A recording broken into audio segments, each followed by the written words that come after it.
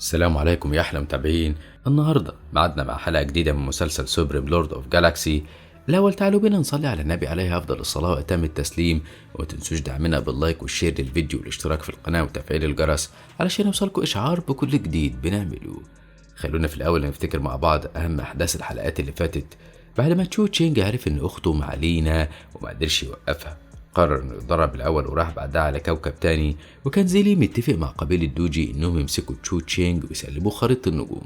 كان الكوكب مليان بالكلاب وكمان الذئاب، وهما الاتنين فضلوا يتنافسوا على مين فيهم قدر ياخد خريطة النجوم. وبعد احداث كتيرة جدا لقيوا دوجي المبارز واقنع ملك الذئاب انه يتبنى شياو فينج علشان يستغل قوته وقدراته، وفعلا وافق.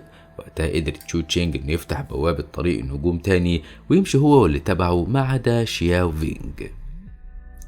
راح على كوكب الرملة الحمراء، وأول ما وصلوا قابلوا ليتل جوي وسمم لينج لونج، وفضل يخدعهم هو ورئيسته السيدة أبوس، ومرضاش يديلهم الترياق أبدا. فاستخدم تشو تشينج قدرة تنين الأزو وخلص لينج لونج من تأثير السم، وقرر إنهم ينتقموا من بوس وليتل جوي على خداعهم ليهم. فسرقوا منهم كل الكنوز اللي معاهم واستخبوا جوه خريطة النجوم، وبدأوا يفكروا في طريقة يخرجوا بيها من الكوكب ده.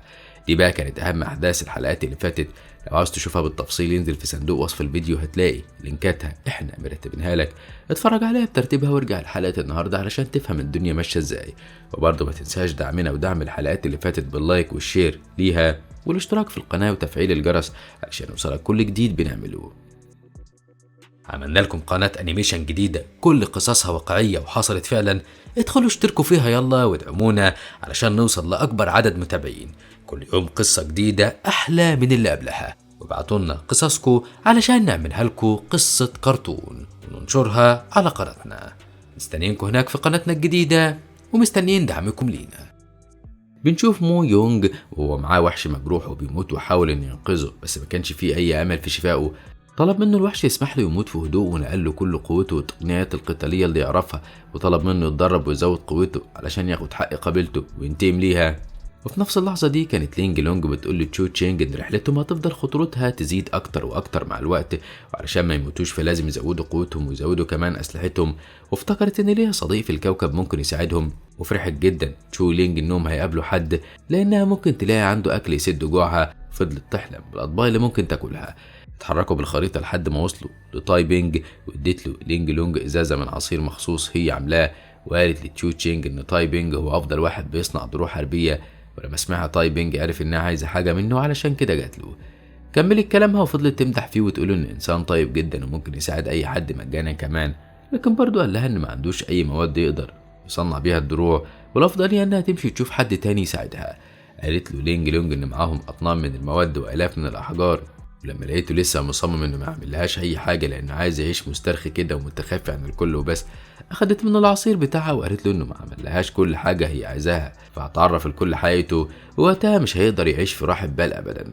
وافق على طول انه يصنع لها دروع واسلحه كمان. وطلبت لينج لونج من تشو تشينج انه يديله كل المواد اللازمه، بس لما تاي بينج شاف المواد اللي معاهم قال لهم انها قليله جدا ومش هتكفي انه يعمل بيها سلاح لكل واحد.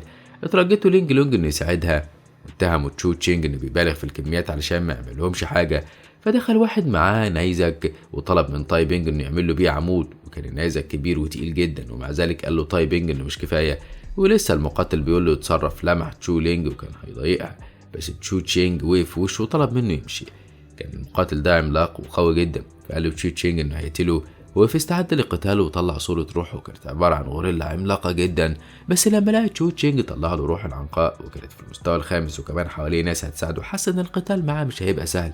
وده نفس اللي فكر فيه تشو تشينج، وقال انه ممكن يخسر كمان. وهما الاتنين فرحوا جدا لما لقوا تاي بينج طلب منهم ما يتقتلوش علشان مكانهم ما يتكسرش، والافضل ان كل واحد منهم يروح يجيب المواد اللي ناقصاه علشان يجهز له سلاحه. قال لهم كل الحاجات اللي محتاجها.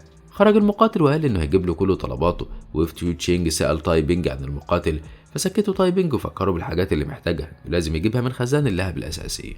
خرج ورا وراح بصورة روح العنقاء، وكانت درجة الحرارة في المكان عالية جدا. وافتكر تشو تشينج الكلام عن الكنوز وانها هتكون في الاماكن اللي درجة حرارتها عالية جدا. فضل يتجول في المكان طاير، ولمح مقاتل الغوريلا وهو بيجري، والوحوش اللي في المكان اول ما شافته جريت وراه هي كمان لانه دخل ارضهم، وهم عارفين انه عايز يسرق الشعلة الأساسية. ولاحظ تشو تشينج ان مستوى طاقتهم قليل، وشاف مقاتل الغوريلا وصل لطريق مسدود وقف قتلهم، فساعده تشو تشينج وطلع القوس بتاعه بقى يضرب بالاسهم. بس عدد الوحوش كان عمال يزيد، وفكر مقاتل الغوريلا في طريقة تخليه يسيبهم ويروح لمكان الشعلة الأساسية. فطلع صورة روحه وطلع عليهم قوة كبيرة جدا وضرب الأرض بعصايته وقعهم، وبرضه ساعدوا تشو تشينج. فجالهم زعيم الوحوش علشان ينتقم منهم وقال لهم إنه هيقتلهم هما الاتنين، لأن في المرحلة السابعة حاولوا إنهم يصدوا ضرباته بس كان قوي جدا. فاستخدم تشو تشينج صورة روح الفار وهرب من قدامه وساب المقاتل الغوريلا يقتله لوحده. وطلع تشو تشينج للشعلة الأساسية وجمع منها كمية كبيرة وقرر إنه يمشي. وكان كل ده المقاتل الغوريلا بيقاتل زعيم الوحوش ومقدرش يقاوم كتير ووقع في الأرض، وحدف عليه الزعيم طاقة مميتة. وقبل ما تلمس المقاتل كان تشو تشينج وصل له وشاله وطار بيه وأنقذه من الموت. وبعده عما كان القتال شوية ورجع تاني لزعيم الوحوش. كان في ايده سلاح واستخدم خريطة النجوم وضربه بقوة، وكان زعيم الوحوش مش قادر يستحمل خالص. استغرب مقاتل الغوريلا من القوة دي كلها ازاي ظهرت فجأة لتشو تشينج، وقال زعيم الوحوش ان بقاله آلاف السنين بيتدرب وما ينفعش ابدا انه يموت على ايد طفل زي تشو تشينج. فضل يقاوم بس ما قدرش ومات، وظهرت جوهرة روحه. فقرب مقاتل الغوريلا اخدها واداها له، وراح هو كمان جمع جزء كبير من الشعلة الأساسية. وبعدها رجعوا على محل تاي بينج، ووصلت وراهم بوس وليتل جوي فتجاهلها خالص وراح سلم الحاجات اللي جابها لتاي بينج، وحكى له ان قتل زعيم الوحوش ومعاه جوهرة الروح بتاعته. واول ما بوس سمع كده ضربت ليتل جوي من غيظها. فقربت لينج لونج من تاي بينج وطلبت منه يجهز لهم الأسلحة بتاعتهم في أقرب وقت. فقام بدأ على طول وخرجوا الكل بره يستناه. خرجت معهم بوس وسألتهم عن كنوزها اللي سرقوها منها، فقال لها تشو تشينج انها سممته وهم ردوا لها ده، فيبقوا كده خالصين. طبعا الكلام ما عجبهاش، لكن قالت لهم انها مش هتقدر تقتلهم لانهم اقوى بكتير، بس كمان هي معاها سرهم لانها قابلت النمر الشرس زيلي وطاير الفينق وحكوا لها على كل حاجه، وهددتهم انها تكشف سرهم للكل. عرض عليها تشو تشينج انها تكمل معاهم رحلتهم، وهم اتكلموا لقيوا طاقه كبيره خرجت من بيت تاي بينج وعرفوا انه خلص درع. فاخدوا تشو تشينج وطلب منهم تاي بينج 30,000 من احجار النجوم، ولان ما كانش معاهم فلوس كفايه لاسلحه تانية قرروا انهم يتحركوا لوادي النجوم. وطلبت منهم تاي بينج انه يروح معاهم، واتحركوا كلهم على هناك. طلع تشو تشينج يشم طريق النجوم القديم، وطلبت بوس من ليتل جوي انه يستناها ويبني المحل بتاعهم اللي دمرته لينج لونج على بال ما ترجع. فرح جدا ليتل جوي لان كانت نيته انه يهرب منها، بس هي قالت له انه لو حاول يبعد فهتعرف ترجعه تاني بفضل الهاله اللي حطها عليه. ودخلوا كلهم في طريق النجوم القديمة، وراح معاهم كمان المقاتل الغوريلا. شافوا في طريقهم كوكب تاني شكله خطير، فصمم تشو تشينج انه يدخلوا لما عرف ان ممكن يوصل فيه لأعلى مستويات القوة. اضطروا انهم يدخلوا معاه ما عدا تاي بينج والمقاتل الغوريلا. اتفقوا انهم يتقابلوا بعد 3 ايام. بعد ما دخلت لينج لونج والباقيين الكوكب، قالت لهم انه مليان طاقة كتيرة لكن كمان خطر، يعني دايما بيحصل اضطراب في التكوين الكوني بيقضي على كل حاجة موجودة. فطلع تشو تشينج الخريطة ودخل فيها هو واخته لان كده امل ليهم، وخرج شيو تشي علشان يساعده. وكان موجود في المكان أميرة النسور والمساعدين بتوعها. وبعد ما أخذ التكوين الأساسي للنجمة طاردها تنين شيطاني عملاق وكان عايز يقتلهم. فضلوا يهربوا منه بس هو كان قريب جدا وضرب واحد منهم وهو تيان هونج، وقعوا من على نسره ومسكوا برجله كان هيقتله. وعلشان الأميرة تنقذه حذف التكوين اللي معاها للتنين، وقبل ما يمسكه كان شيو تشينج بقى واخده ليه. فهاجموا التنين وسأله هو مين. بسرعة البرق كان شيو تشي وقف قدام تشو تشينج حماه، ولما قال له تشو تشينج انهم لازم يمشوا رفض وقف يقتل التنين بنيرانه القويه جدا. دخل تشو تشينج التكوين لخريطه النجوم، وده زود قوه الخريطه جدا ورجع الحياه لكل النجوم الموجوده. وده اللي حس بيه تشو تشينج وقعد يستوعب قوتها، وده خلى الاميره تبقى هتتجنن من الغيظ لانه يعتبر اخذ التكوين من ايديها. وقفت هي والحراس اللي معاها يتفرجوا على القتال بين التنين وسلحفه التنين. وبعد ما تشو تشينج امتص قوه التكوين بالكامل وقف ساعد شيو تشي وخرج 4 صور الروح بتاعته وخلاهم يحاطوا التنين ويهاجموه. فخاف التنين من قوتهم وهرب. كانت الأميرة عايزة تقضي على تشو تشينج قبل ما قوته تزيد أكتر من كده ويهدد قبيلة النسور بشكل كبير، لكن تيان هونج منعها وقال لها إنهم مش قده. وما بيتكلموا لقيوا عاصفة رعدية حصلت فجأة. فقال تشو تشينج لنفسه إن مفيش إنسان يقدر على محاربة الطبيعة، واخد شيو تشي جوه بلورة حماية واتحركوا بسرعة جدا علشان يهربوا من الرعد لأن لو ضربهم هيتشيوه. طلع تشو تشينج خريطة النجوم وخلاها ترشدهم لمكان أمان. فعلا أول ما بعدوا عن الخطر بدأ تشو تشينج يدور على حاجة تزود من قوة الخريطة، فلقى نواة النجوم الضخمة. أخدها ودخل وراها للينج لونج وحطها في مجال الخريطة. لاحظت لينج لونج إن في هالة سميكة مشؤومة ظهرت، وقالت لتشو تشينج إنها مش نواة النجوم الضخمة لكن تدمير النجم. فقال لها تشو تشينج إن طالما الخريطة امتصت قوته فهو واثق إنه هيكون مفيد ليهم، وقعد يتدرب وامتص قوة الهالة المشؤومة. وقعدت لينج لونج وتشو فينج هما كمان يعملوا زيه. في الوقت ده كان زيلي في سجن النجوم وقف قدام المكان اللي محبوس فيه تشو كانج والد تشو تشينج، وقال له إن ابنه في طريقه ليه ولما يوصل هيستقبله بنفسه شر استقبال ولأنه رحيم فهيسجنه جنبه. وقعد يضحك. سأل تشو كانج لو سمعه وما ردش عليه طلب من المقاتل الشيطان انه يكهربه، وكان موصل جسمه كله بأسلاك جوه الزنزانة. وأول ما تشو كانج فاق قال إن ابنه هينقذه، وضحك عليه زيلي وسخر منه وقال له إنه هيجيب له راسه قريب، وكان هيسيبه ويخرج، لكن وقف علشان يستفزه أكتر وقال له إنه مش هيرحم بنته تشو لينج هي كمان وهيقتلها. قال لتشو كانج إنه واثق في تشو تشينج في إنه هيحمي أخته وهينقذه كمان، فرد عليه زيلي بإنه غلطان لأنه هيقتلهم قدامه وهياخد خريطة النجوم ليه وهيحكم العالم كله. بنرجع تاني لتشو تشينج اللي خرج من الكوكب اللي هو فيه مع لينج لونج وتشو لينج، وأخيرا وصلوا لمنطقة النجوم المقدسة. كانوا مبهورين بكل حاجة فيها، وجهتهم الخريطة المكان، وتوقع تشو تشينج إن المكان ده فيه الطاقة اللي الخريطة محتاجاها.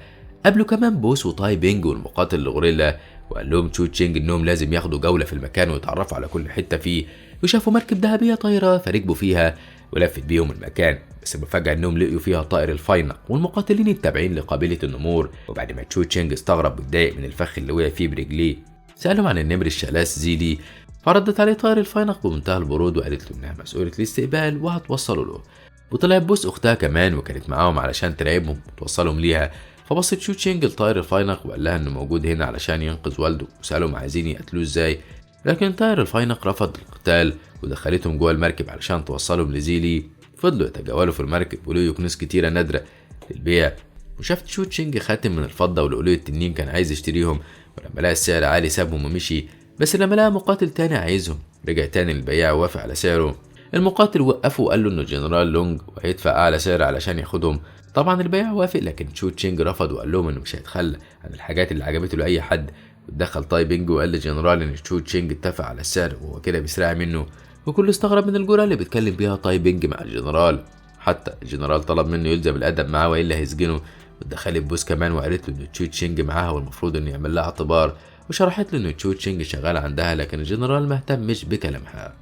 علشان البياع ما يعملش مشاكل عرض على تشو تشينج انه ياخد خاتم الفضة اللي عجبه مجانا ويسيب اللؤلؤة للجنرال، لكن تشو تشينج رفض ووقف يستعرض نفسه وطلع خريطة النجوم وهاجم بيها الجنرال واخد اللؤلؤة من البياع.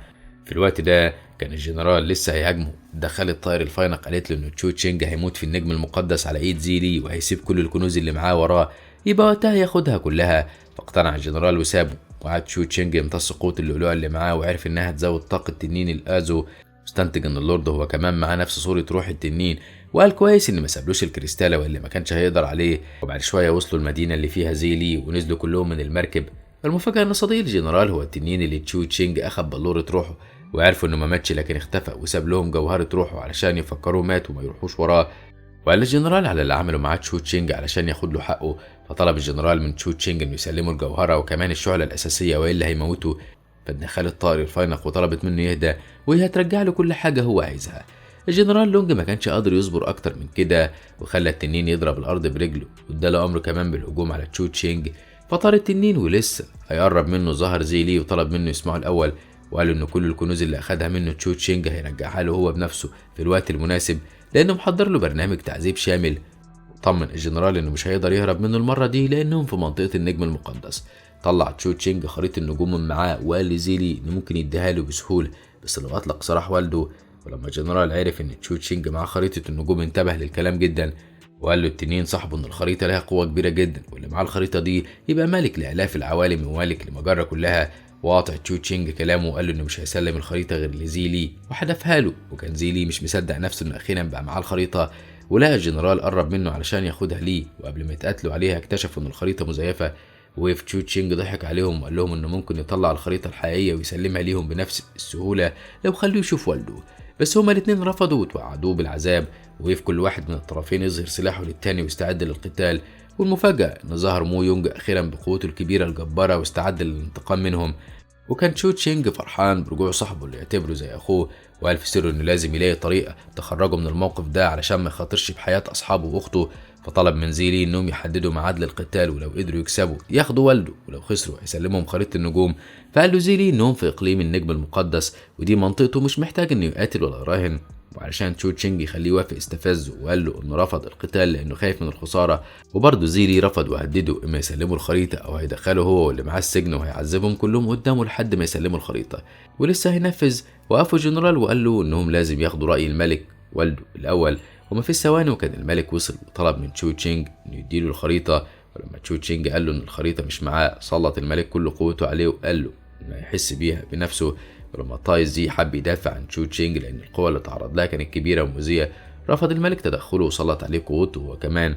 فقال بوس للملك ان تعريض ولد صغير زي تشو تشينج للتعذيب ده كله مش من طباعه، وطلبت منه يديلها فرصة وهي هتقنعه يسلم الخريطة، ده غير انه لو مات فمش هيقدر ياخد منه الخريطة. اقتنع الملك وساب تشو تشينج، وحب تشو تشينج انه يكسب وقت اكتر، فعمل نفسه مغمى عليه ووقع في الارض. ووافق الملك على تحدي تشو تشينج، وقال لزيلي والجنرال لونج ان الفوز في التحدي ده مسؤوليتهم، ولو خسروا هيبقى حسابهم عسير. وقعد تشو تشينج يعالج نفسه وطمن اخته انه كويس، وكان زيلي ليه الحق في انه يحط القواعد وطبيعه التحدي اللي هو عايزه للتحدي. وسال الجنرال لو عنده فكره كويسه، فقال له انه يسيبهم يحاولوا يوصلوا لسجن تشو كانج، ولو قدروا يوصلوا له وعرفوا يحرروه ياخدوه ويمشوا. بس زيلي كان خايف انهم يقدروا يحرروا حد تاني من المساجين، وقتها هيبقى خطر على الكل. فطمنوا الجنرال ان مأمور السجن في المرحله الثامنه ويعرف تشكيلات قتاليه كتيره، ده غير ان المساجين هناك بقالهم سنين محبوسين وفقدوا قوتهم، وهيطلب من اخين ليه انهم يساعدوه وهم طاي وجيشي، وبكده مش هيبقى قدام تشو تشينج واللي معاه غير انهم يستسلموا. وعجبته زيلي الفكره جدا ووافق عليها، وبلغ تشو تشينج بيها وطلب منه انه ينفذ خلال 3 ايام بس، وسابه مشي وراه المقاتلين اللي تبعه. اما بوس فرفضت انها تروح معاه وفضلت مع تشو تشينج، خدتهم على فندق قعدوا فيه، وفضل تشو تشينج يعالج نفسه. وسالت لينج لونج تاي بينج هو ليه بيساعدهم وليه بوس قررت انها تفضل معاهم. قال لها ان الملك كان السبب في ان قبيلته كلها تنتهي، لان كان في ملك قبله كان معاه سلاح مدمر، وجه ملك النمور ده قتله واخد منه السلاح اللي معاه، وعلشان يختبر قوه السلاح قتل قبيله كامله محدش نيجي منها غيره هو واخته، وبكده انتهى عهد صناع الاسلحه. وقال لها ان وقتها كان لسه هو واخته صغيرين. ولما سالته لينج لونج عن اخته اللي اول مره تسمع عنها، غير الكلام وكلمها عن بوس، وقال لها انها كانت خطيبه الملك. ولما حب الملك بنت تانية نفى بوس لكوكب الرمال الحمراء وسط الكائنات السامه اللي كانت طول عمرها بتكرههم وبتخاف منهم، علشان كده هو شاكك انها موجوده معاهم علشان تكسب رضا الملك وترجع له تاني. وقالت له لينج لونج ان الملك ده قاسي جدا وما عندوش قلب، وكل ده كان تشو تشينج بيعالج نفسه، وبعدها اتدرب واخته كمان فضلت تتدرب وهم حاطين صوره والدهم قدامهم. ولما خلصوا وخرجوا الكل، لاحظ قوه تشو تشينج اللي اتطورت جدا، وفي وسط الكل شكرهم كلهم على مساعدتهم ليه وانهم فضلوا معاه لحد اقليم النجم المقدس، وقال لهم انه هيخرج يدور على السجن اللي والده فيه، وان ده موضوع شخصي جدا ومش لازم يروحوا معاه. فقالت له تشو لينج انها مش هتسيبه يروح لوحده وهتروح معاه، وقالت له لينج لونج ان كلهم راحوا معاه لحد اقليم النجوم وهيفضلوا معاه للاخر. وما بيتكلموا دخل شياو فينج بسيفه لحد جدا وقال له انه هيساعده للنهايه، وتاثر جدا تشو تشينج بوقفتهم جنبه وحضنه هو ومو يونج وهو بيعيط، وقال عليهم انهم اخواته الحقيقيين. وقال له تاي بينج وبوس انهم مش هيشاركوا في القتال، وانه بس هيحكي لهم عن السجن، وقال له انه بيتكون من 12 دور، واول ما يدخلوه هيلاقوا 12 باب، ولو اتفرقوا كل واحد منهم دور في اتجاه، وقتها فرصتهم انهم يلاقوا والده هتزيد. والمكان جوه مليان حراس وكل زنزانه فيها حارس خاص بيها، لو هزموه هينتقلوا لزنزانه تانية، والمفروض انهم يستمروا على الحال ده لحد ما يلاقوا تشو كانج، ولو ما لقوهوش في السجن ده فلازم يروحوا يدوروا في سجن غيره. وحذرتهم بوس ان السجن مليان بالافخاخ ومش هيعرفوا يهربوا منه بسهوله، وقال لهم شاو فينج انه هيضرب اي حارس قدامه بسيفه. استعد الكل، وقال لهم تشو تشينج ان مهمتهم المره دي مش سهله، وهدف خصمهم مش قتلهم لكن تعذيبهم، علشان كده لازم يخلوا بالهم كويس. ووعدهم ان المهمه دي لو نجحت وقدر ينقذوا والده فمجد قبيله ستار هيرجع تاني، وقتها يدفع لهم كل اللي هم عايزينه. قالت له بوس انه هيبقى كفايه على انه يرجع لها الكنوز اللي سرقها منها، وخرجوا كلهم على السجن. والناحيه التانيه كان زيلي بيوصي كل المقاتلين اللي تابعوا انهم مش لازم يخسروا المهمه دي ابدا، ولازم ياخدوا خريطه النجوم باي ثمن حتى لو هيقتلوا تشو تشينج وكل اللي معاه. وانطلقوا كلهم يحموا المكان، وقعد هو يستنى وصول تشو تشينج، وفعلا في الثواني وصل تشو تشينج واصحابه المكان. واول ما الجنرال شافه عرف انه امتص قوه اللؤلؤه وقوته زادت، وقال له زيلي القواعد، وانه لو قدر يلاقي والده فيبقى فاز، بس لو طبط عليه يبقى خسر. وقبل ما اتحركوا وراله صوره والده وهو في السجن علشان يصدق انه لسه عايش وموجود في السجن. متضايق جدا تشو تشينج لما شاف والده وهو بيتعذب، بس ما ادالوش زيلي فرصه انه ياخد اي رد فعل، وبدا المهمه على طول. اتحركوا كلهم حسب الخطه اللي كانوا متفقين عليها، ودخل شياو فينج زنزانه، الحارس بتاعها كان مجيان التلميذ الاول لزيلي. فاستخدم شياو فينج قوه سيفه عليه، واكتشف ان مجيان قوي جدا، وقال له مجيان انه لو ما استسلمش فهيقتله. لكن شياو فينج كان واثق في نفسه وفي قوته، وحتى لما اتجرح وعرف ان مجيان ماهر اكتر منه قال له انه برضه يقدر يهزمه، وفضل يقاوم بسيفه واستخدم قوته الروحيه. اما تشو تشينج فوقف زيلي يواجهه، وحب تشو تشينج انه يستفزه، فقال له انه طالما موجود فيبقى والده مش في الزنزانه دي لانه مش قوي كفايه علشان يحرسه. فقال له زيلي ان سواء كلامه صح او لا، فعشان يجتاز المرحله دي يبقى لازم يكسبه. وبرضه تشو تشينج مسكتش واستفزه اكتر لحد ما زيلي خرج عن شعوره وبدا يهاجمه. واستخدم تشو تشينج صوره روح طائر، وعرف زيلي انه قدر يوصل للمرحله الخامسه، واستمر القتال بينهم لمده طويله. وقال له زيلي انه صحيح قوته زادت بسرعه بس مش هتبقى قده، لان هو كمان وصل للمرحله السابعه وفاضل له خطوه واحده ويبقى في المستوى الثامن. فقال له تشو تشينج انه فعلا اكتشف ان في فجوه كبيره بين قوتهم لصالحه، وطلع الدرع بتاعه ولبسه وقال له انه هيثبت له انه الاقوى وهاجم عليه. في نفس الوقت ده كانت لينج لونج في زنزانه وقابلت طائر الفاينق وقالت لها انها تكسبها زي ما كسبتها قبل كده. فضحكت طائر الفاينق وحاولت تضربها بسلاحها، واكتشفت لينج لونج انها مش قادره ترمش حتى، وعرفت ان المكان فيه تعويذه بتلغي كل قدراتها. وقال لها طائر الفاينق انها لازم تاخد اذنها قبل ما تفكر في انها ترمش، وطلبت منها تستسلم.